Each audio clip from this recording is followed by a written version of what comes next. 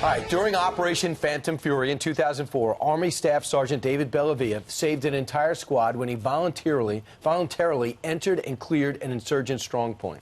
And President Trump presented him with the Medal of Honor for his heroic actions, making him the first living Iraq war veteran to receive the honor. Staff Sergeant Bellavia, whose intrepid spirit and unwavering resolve defeats our enemies, protects our freedoms, and defends our great American flag. David, today we honor your extraordinary courage. We salute your selfless service, and we thank you for carrying on the legacy of American valor. And joining us live right now, Staff Sergeant Bellavia joins us along with his close friend and Fox and Friends weekend co-host, Pete Hegseth. Good morning to both of you.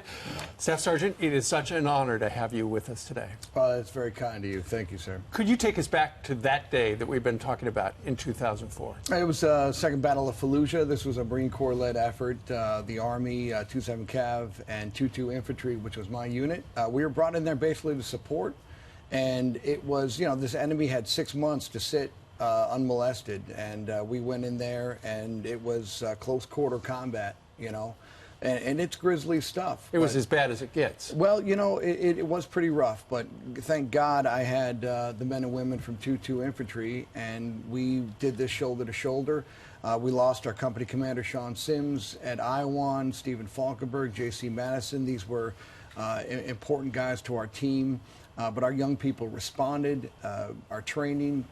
It's just a real privilege to serve this country at a time of war with a unit like the 1st Infantry Division. So, Pete, you meet a lot of people who serve.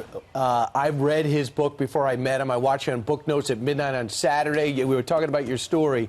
What made him stand out? Well, this is my original copy of House to House that David signed for me in 2006. What stood out is the minute he left the military, which is when I met him, he continued to fight for the guys fighting. And when he came out with the Silver Star, every single one of us that read his book said this is a Medal of Honor story. This is a story higher. which is higher, which is what he was bestowed at the White House. So tell us what happened. You know, we walked into, we had a mission to walk in and find 6 to 8 bad guys in a group of about 10 houses. And we walked into one house, and these guys set up an ambush, belt-fed machine guns.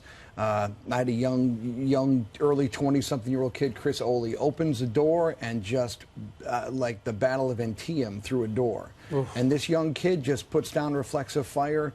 And you know, we talk about one person's actions, but there are 55 different decisions that other people make that allow you to make decisions. And you know, I just happened to be at the right place at the right time. And when you found out that you were going to receive the Medal of Honor, what went through your mind?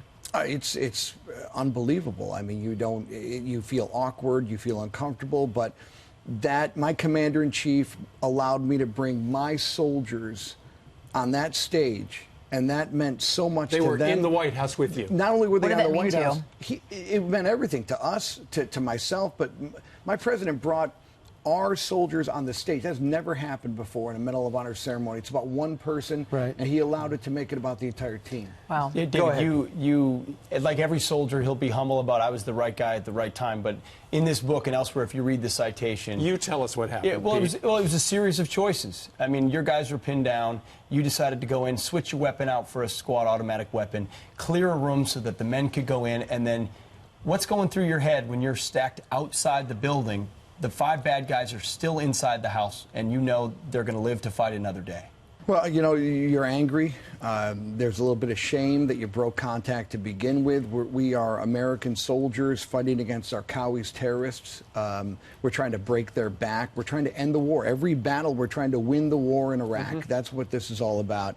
And so, you know, you want to get initiative and dominate the enemy. And that's what I thought I had an opportunity to do, and I just kept rolling until my luck ran out. Until your luck ran out, but in the end, you realized the room, what was it, propane? Propane was tanks? In the room, Yeah, so you could not use a firearm.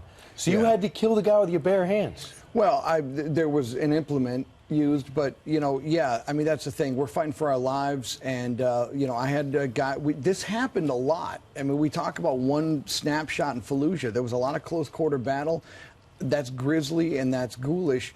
But at the same time, you see a whole lot of Can you incredible take stuff. me back to that mindset when you're going through this and you're having to make some of these calculations? You know, that maybe if you have time to think about it, you probably don't do it, right? It's all you care. You know, there's so much love on the battlefield. You love these men. You love what you're doing. You love this country, and there's no enemy that's ever going to stand against that. This is the middle of the night. These are drugged up terrorists. You happen to have a Time magazine reporter there. No, there's literally right. audio and video on the scene. There's video where Michael Ware, the reporter, there's 10, 20 minutes outside the house. It's quiet. Right. You're the only American inside a house full of drugged up terrorists that are suicidal and want to die for their cause. What's going on in that house during that time? You know, it's a lot of confusion because I had a guy, Staff Sergeant Scott Lawson, was in the house with me, but you don't know, are you hearing footsteps upstairs? Is that an American soldier on the roof coming down? Right. You don't want to shoot your own. Then you've got a journalist running around, this Australian lunatic that's He is very going aggressive. No, Yeah. he is, Yeah. and he's running from room to room with a camera. I mean, this is not what, it was very chaotic and crazy. So I'm reading this book when it first came out. I watched you roll this out and tell your story. And not only you're a great communicator, but I said, this is almost like a novel in that you walk in before you join the military and your house is being robbed. Yeah. You remember, they don't expect you to be home.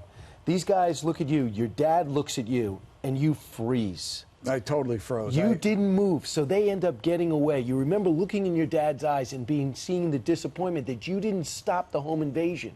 Later on, you join the military and you go into the worst block on the planet, and you have the courage to not only go in there, but to take out everybody, save your buddies, and take a guy out with your hands. Well, you talk about redemption. No, you that's can't write a script like that. No, that's the way the world works. It's a blessing, but yeah, I felt It doesn't so much. work like that. You chose to rise to the moment. You learned how to be a hero. Well, you know, the thing is, when peer pressure can make you smoke cigarettes at 13.